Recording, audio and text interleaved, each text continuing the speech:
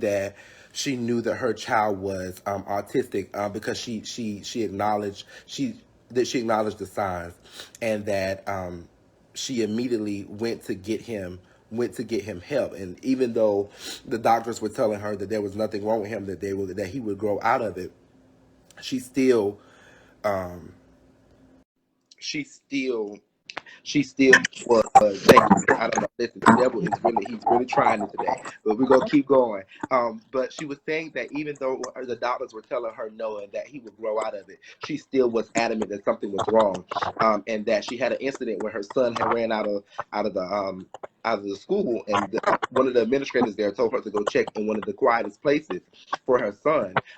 And that is when she realized that he was autistic. And when I was what I was saying to that was that it is true that oftentimes before the age of 3 they won't diagnose a child with something. Although you as a parent may see that something is wrong, they won't diagnose a child.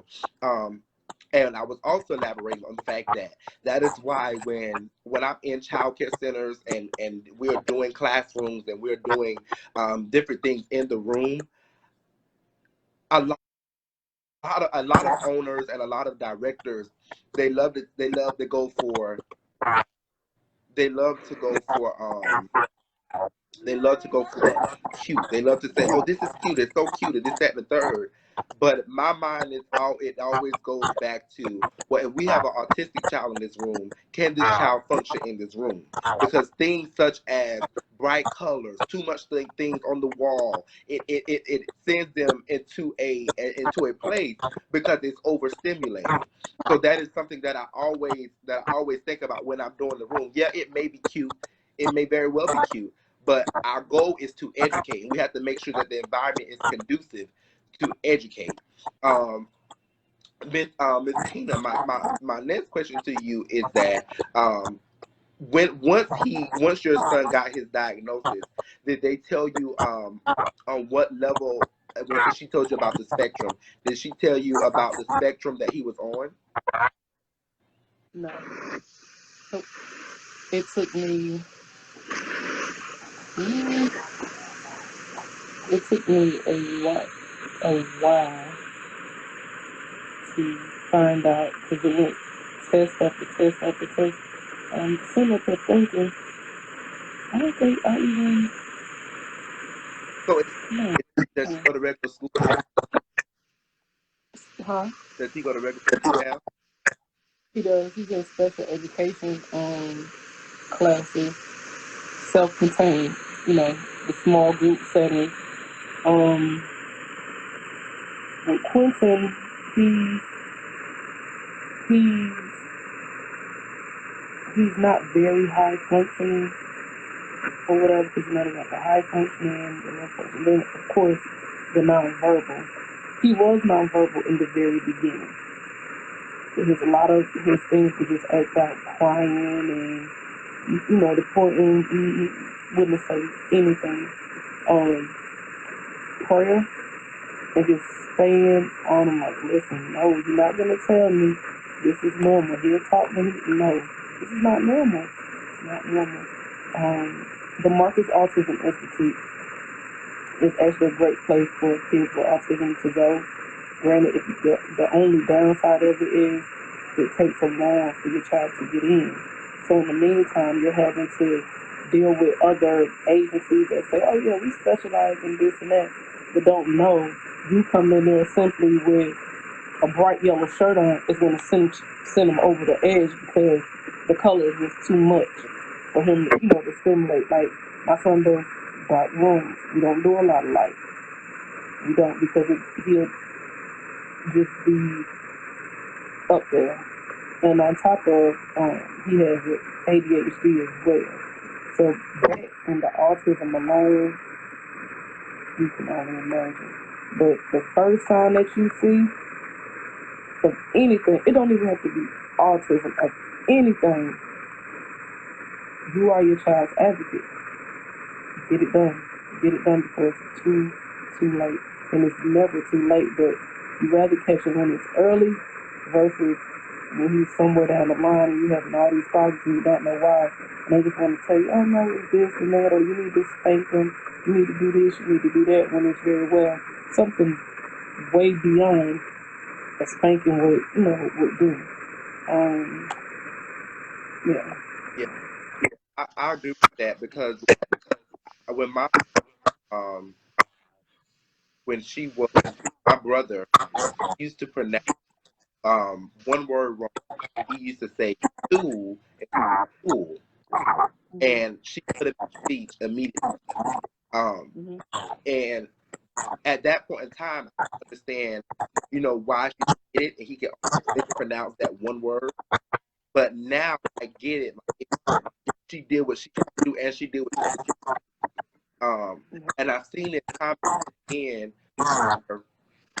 Parents, even to the point where the child has been in the center with an aid, have to come to the center with an aid, and mom still would say, not autistic. And I don't know if it's a thing where they, not business, or it is simply a denial. But it's sad because they can't help it. And as an adult, it's your job to make sure that they're able to thrive in this world. It's your job to make sure that they get the help they need. And this is why I really want to talk about it, is to let people know it's okay. If you have a child that is autistic, that has any type of disability, it is okay. It's nothing to be ashamed of. You didn't fail as a parent. Things happen. Things happen. Things just happen. And what we have to do is we just have to pick up the pieces and we have to go. And we say it all the time. Life gives you lemons, you make lemonade. And that's what you have to do. Yeah. My thing is when life when life gives you lemons, you make strawberries. You wanna know why I say that? Because do something that you didn't think you could do. You ask yourself lemons and strawberries. Yeah, lemons make lemonade, strawberries make strawberries. So that's how I look at my son. It's like I never, I never questioned God, like why. I never felt bad. It never embarrassed me when I took him out in public. It never, but you have those things. I would even go as far as to say this, even with his dad. My son is 11 years old. Yeah, 11 years old. Within the past year, his dad just now came to the grips that this is really going on with my son. It used to bother me in the beginning because it's like this is your kid. You know what I mean? He just said, I agree with the doctor. No, I don't agree with the doctor. And he sees it now, and he jumped right in. Not like he's been missing nothing or whatever. He just came right in and just rolled with what I had going on, and not trying to do his own thing, but still understanding that my son does have this disability, and it's okay. Something and I commend you because you're basically doing it by yourself. And I know that's work to have to deal with by yourself. It was a young lady who reached out to me in my inbox program, and she asked me about nonverbal. I know you said that your child was nonverbal. How do you deal with being nonverbal? How did you get over? You have to basically, you really have to figure it out. So, what I did with my son was, although he was nonverbal, I gave him the things like he's into cars. So, your red car is what you're going to use to tell me you're hungry. Besides going in my kitchen, standing on the counter, knocking stuff all out of the counter until that's the way of telling me I want to eat right now. Eat it, eat. That's the red car. So you go get this red car. So you see this right here? I would have a car, and I would have something that identifies as food. The car, the food, but it has to be real. And you have to make it work. You have to make it a learning experience. And that's how I was able to. That was our way of communicating, because I took the one thing that he was asphyxiated on, and I used it to my advantage to get him to talk to me. So even when I would tell him things like, give mommy a hug. And another thing is, autistic kids in the beginning, they're not very affectionate. They're not. It's like they don't want to be bothered. Leave me in my zone, and when I want what I want, I'll make a scene to get whatever I want. You know, so I had, he likes teddy bears. To this day, he likes teddy bears. So it was a little brown little teddy bear. So when he knows mom wants a hug. Because you have to you have to be inviting. So you can't just walk up on an autistic child and go hug them, because they'll get defensive on you really quick and really fast, because they don't know what you're, they don't know you. They don't know what you're coming to do. So, they'll come and give me a hug. So you have to use like different tactics. You have to figure out, what does he understand? Or what does he do to make me understand that this is what he's saying, this is what he's talking about? And you just have to use it, be creative, and use that. So sometimes my son still shut down on me today. But I know when he really shuts down, he's verbal, as you can see, he's verbal now. But when he gets to the point where he shuts down, a lot of times he don't say nothing. I have little card things. If he holds that green card, I said, okay, he don't want to be bothered, and I'm going to leave him alone. Sometimes he'll sit in the corner with his back turned. He'll put it on his back. Leave him alone. He don't want to be bothered. And then when he's ready, he'll take it off, and he'll holler, I'm on blue now. Blue is his go.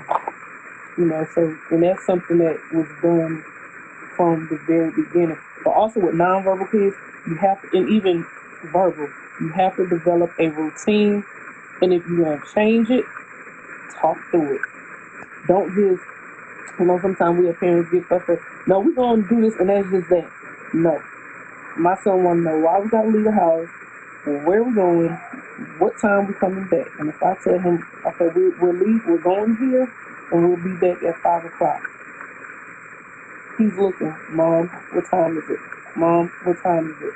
And then you'll notice they start getting agitated. So once they develop that routine, you got to stick with it. You have to stick with it. So.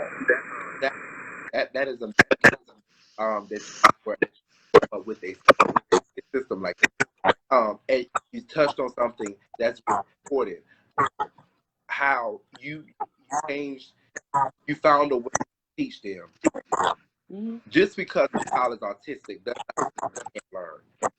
Exactly. You just have to find those ways. I know you're helping, because my friend, I know you've seen the story. She has an autistic child, and she was facing back of a mom being denied. So I know that she's going to leave this live with new tactics too, because I don't think her child is verbal either. But when you see things about the card and things like that things that I didn't know also. But it's a good thing, because if just like the little boy in the video, he was calling out for the toy, and probably could have ended that spell that he was having if she would have had that. But she didn't. But that was very, very creative. How you did that, you helped him communicate through. So if you were to put him in a child center, what type of child would you want him in, one that specializes in children with autism, or would you be comfortable putting him in a normal child center? Because I asked that question because when I was in my direct school, a lot of parents would bring their children to the center, and at that time, I worked for Rainbow Child, and they had something called Discovery Days. Discovery Days was when you come for maybe an hour, and we would see, we could you know, if we supply service to the child. But I always wonder, because I know it is a lot of programs around that help autism. I always wondered, why did parents want their children to be in that environment? I know they want them to be, I don't call them, I don't say the word normal. I know I want them to be in that environment, but once again, it goes to you long run. So I always wonder, why were they adamant about putting them in that type of environment? I wouldn't say because it was normal. You want your child to be, what's the word I'm looking for?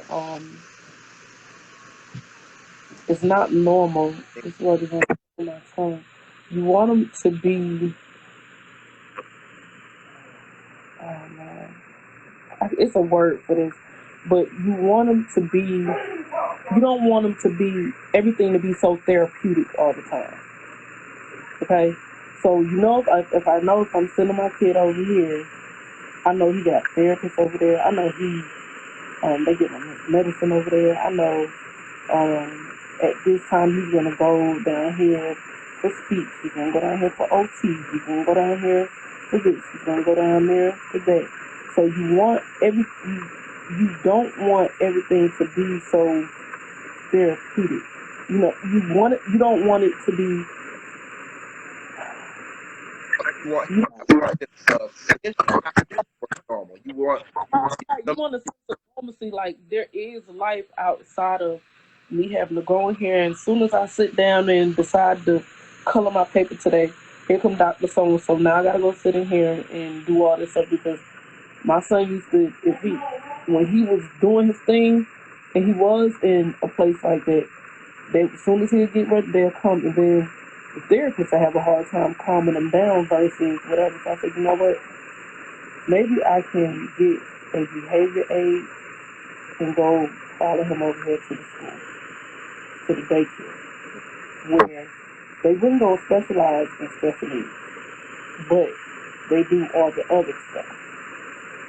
The downside with that is that you gotta, realistically, he's not your average kid. You know what I'm saying? So a lot of things he won't grasp being in that type of facility, and sometimes it can be a setback.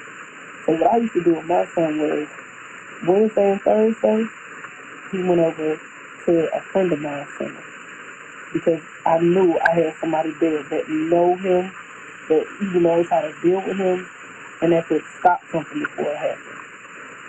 So that's what I did with my son. And you're right. I spoke about this little boy that came over, and he had it. But when I tell you he did absolutely nothing, she would sit beside him, and I guess she felt that her presence was enough. But he still would have spells where he would fly out of the classroom and so on. But one thing that I've learned, and the thing is that mom had 2 children like that. One was 3, and one may have been 6. One thing I've learned with working with children with autism is that the connection is important. You have to make sure that they feel, because children with autism are just like, they feed off of your energy. They can tell when your energy is not right. I know nowadays a lot of people are talking about energy and so forth and so on, but babies and children with autism are the 2 people that really vibe off of energy.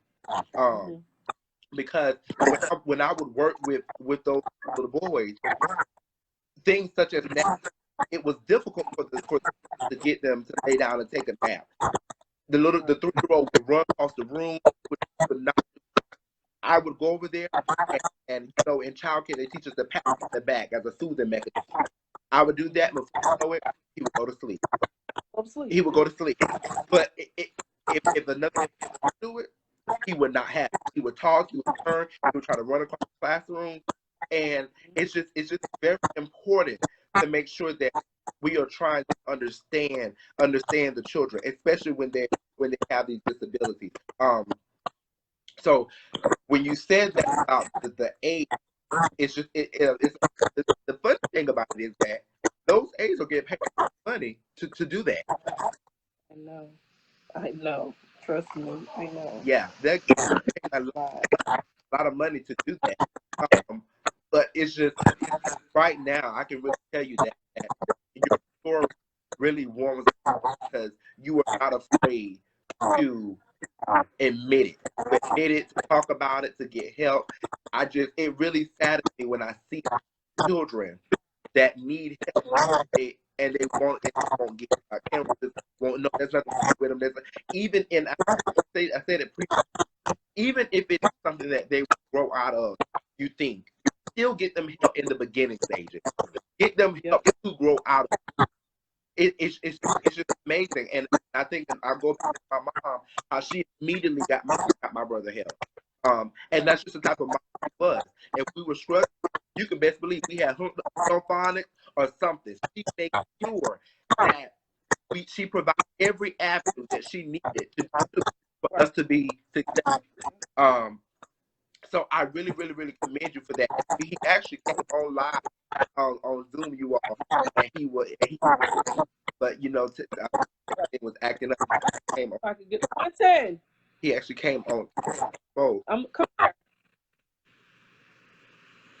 I'm telling you, Ms.Kina, that the car situation is that opened my mind. That really, really taught me something about that because I never thought about it like that. Oh. I'm gonna let you go back. Just say hi again. Hi. No, they need to see you soon. Hello. Were you playing? Huh? Were you playing? Say yes. You going back to sleep now? No, I just want to play my game. My mom said no. Okay. He said thank you for coming. Thank you. You're welcome. You're welcome. So that was really I really want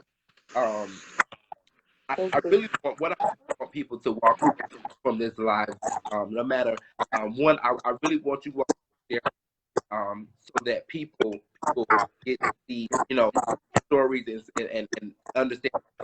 What I really want people to know is that it is okay. There's nothing wrong. You did nothing wrong. It is really, really, really okay. From the bottom of my heart, I want people to know that it's okay. Please get help. Please get help. Childcare centers. When you are doing your rooms and you are decorating your rooms and so forth and so on, it's okay to understand that we grow children with all different backgrounds. We have no, and if you get a role in a family, excuse me, a role in a child, parent has not acknowledged, to have that room, that you know, cute is not so you have to to be honest, Tina, I really would prefer in childcare centers, I really would prefer either white or some soft plain color. Yep. I really prefer that. Yeah, it may be plain, it may not be as cute as you would like, but at the end of the day, one, it's the teacher's job to decorate her room. So she should have boards, you know, artwork, so forth and so on. But if you put that stuff on top of the already loud color, it's just and to be honest, if you walk in a room you don't have autism, let's just say, and you walk in a bright pink room, you be like, well, that's a lot. You know, that's the color you really chose. It's just natural. She said, I just got on the call. This question could already. Do you think that children that are autistic are not properly diagnosed with to parents? Not the fact that this is yeah, they are not being properly diagnosed, and not only are they being because of the parents. Most doctors, like me and Ms.Kina said earlier, before the age of 3, will not diagnose a child with anything, honestly, before the age of 3, which is a disadvantage to the child, because when I guess, and it may be different for us, Ms.Kina, because we know things such as ages and stages and what we're doing at certain ages. It may be different for us. Our point of view may be different, but you know when something's not right. That's why when I'm a big advocate for when you have a child, not to baby talk. Talk to them normal. No. I don't know. I'm not a big fan of that at all. That that is my pet peeve. You talk to these children. You have to, even something simple as saying your ABCs. I'm not a big fan of the A B C D. No, it's A B C. Talk to your kids. Talk to the children. Teach them. I've never been a fan of. Never been a fan of it. Yeah, absolutely. And when they grow up, everything behavior.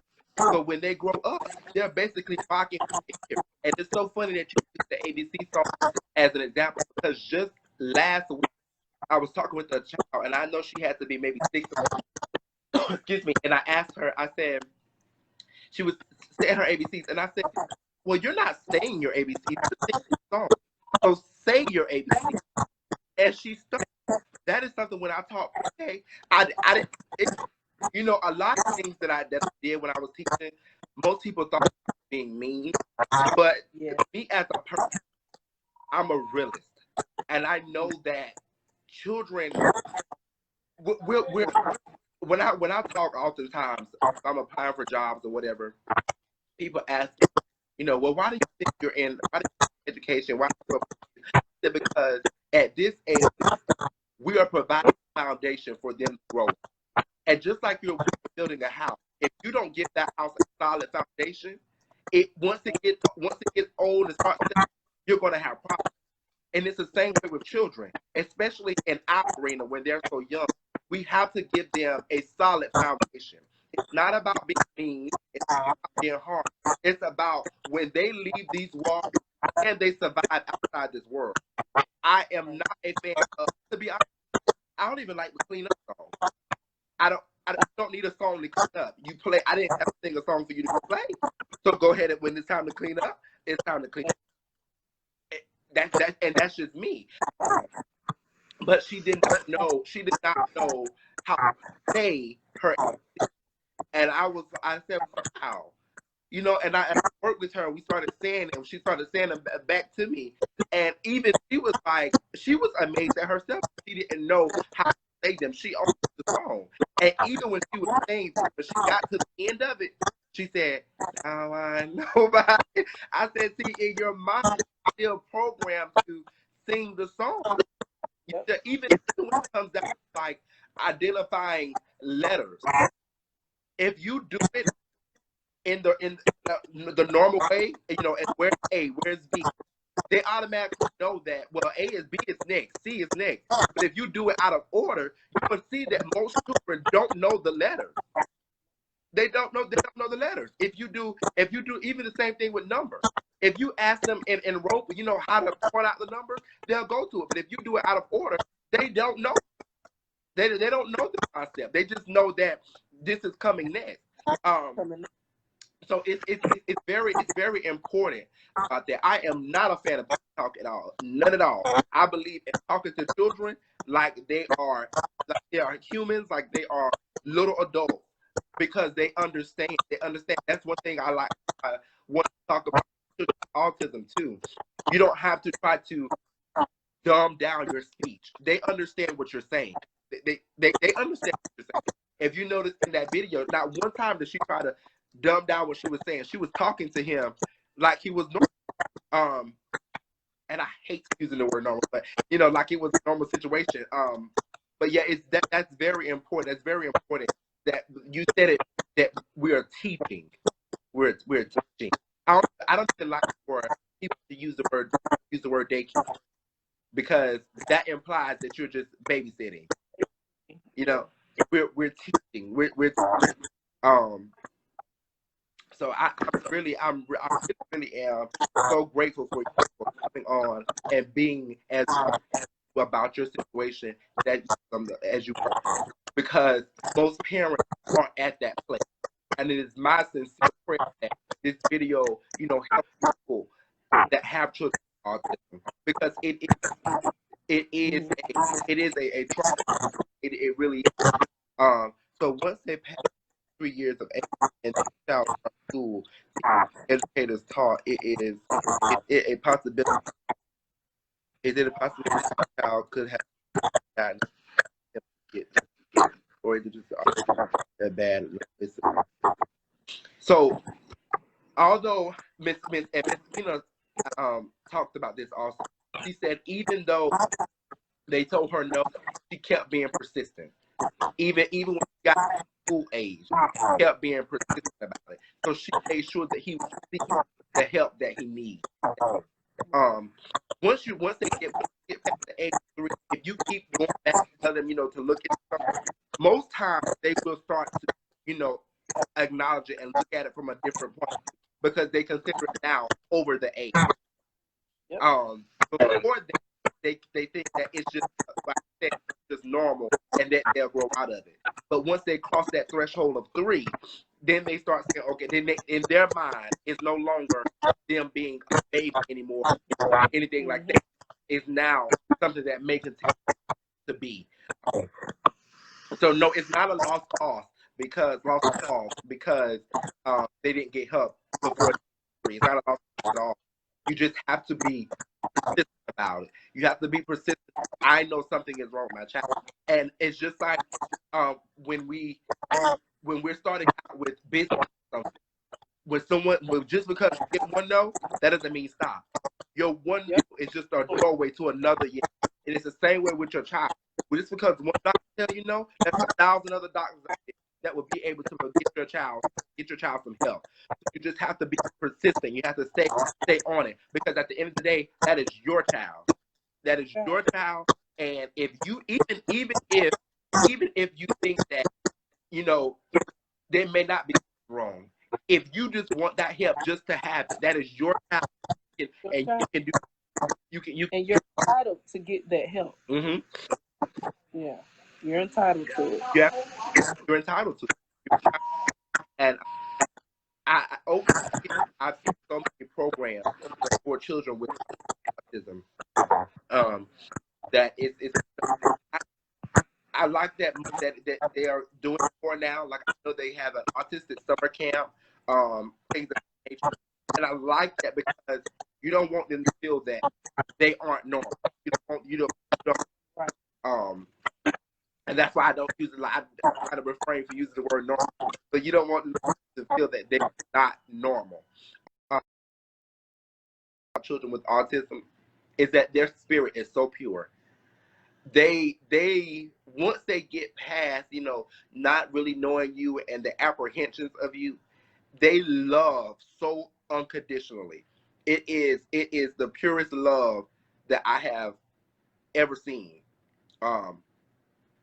So that is something that I really, really, really love. No, Miss. So yeah, well, I think the connection left. But once I want to thank her for coming on and being so open about her situation, and just being willing to talk about it. I'm going to go do a recap on Instagram next time we go live. We are going to. I'm going to find a way to get the Zoom in. I don't know what with the. What happened? We were supposed to be able to stream to Facebook. Nevertheless, but we still we have Ms.Kina, I am going to hold you any. I once again want to from the bottom of for coming on and being so about the situation about the child statistic. And for me, I really enjoy that opportunity, because you took it, you ran with it, and he's doing well. And that speaks a lot to you as a mother.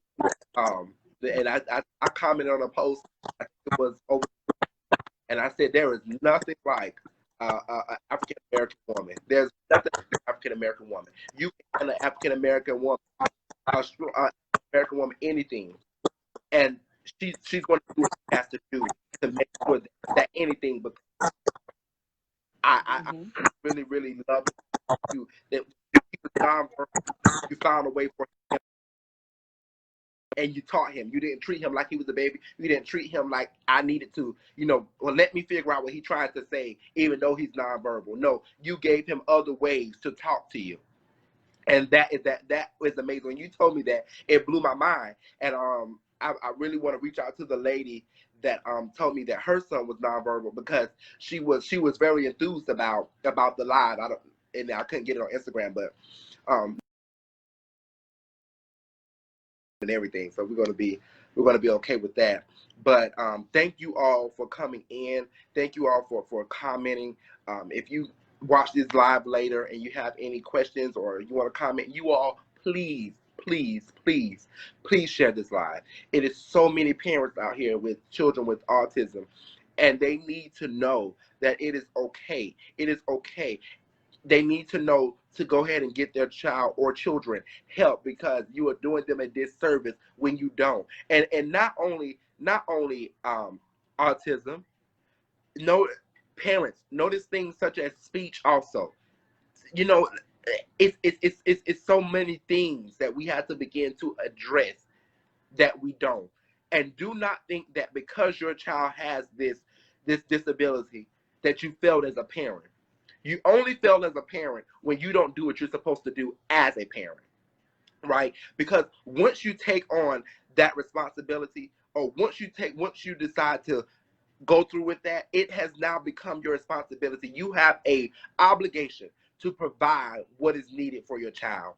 I love you all. Please continue to be blessed. Please continue to support you all. I have been getting so much support from people on Instagram, people on Facebook, people that I don't even know. And I'm grateful to God for it. I'm grateful to everybody. For an example, Ms.Kina. Ms.Kina literally follows me on Facebook, and instantly she's been on 2 lives. She's been a special guest. This is just someone that I honestly do not know. Yeah, we're in the same state, but I didn't even know we were in the same state before I started my business, and she followed me on Instagram. I am truly grateful for all of the support. I am truly grateful for everything. And if you all have any other thing that we want to talk about, that you want insight on, that I can provide insight for you, please message me. I'll try to find someone that specializes in that area. Yes, I've worked with a lot of children, but I like to also have other input, because these things are for me to learn also. Like I created a post the other day, and the post stated that once you stop learning, I was told that once you stop learning, then it's time for you to leave. So you should always be learning and growing. And that is how we're going to end this live. Once you stop learning, never ever stop learning in life. There's always an area of opportunity. Always an area of opportunity. And use every step in your life. Leave everything in your life that you come encounter with as that area of opportunity. I was also told that, they told me, they said, Tahim, wherever you are now, use that as a stepping stone to get where you want to be. And if you ever come in contact with me, or if I ever work with you or anything, you know that I've always given it my all. I've always given it my all.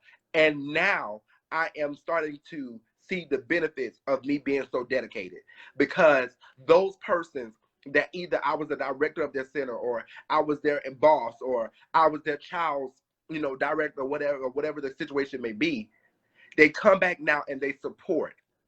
So I said that to say, make sure that we are embracing every opportunity that we have, because we never know where it may lead us. Despise not small beginnings. I love you all. Be blessed. Have a great night. And thank you for tuning into the live with the Childcare Whisperer. Have a great night.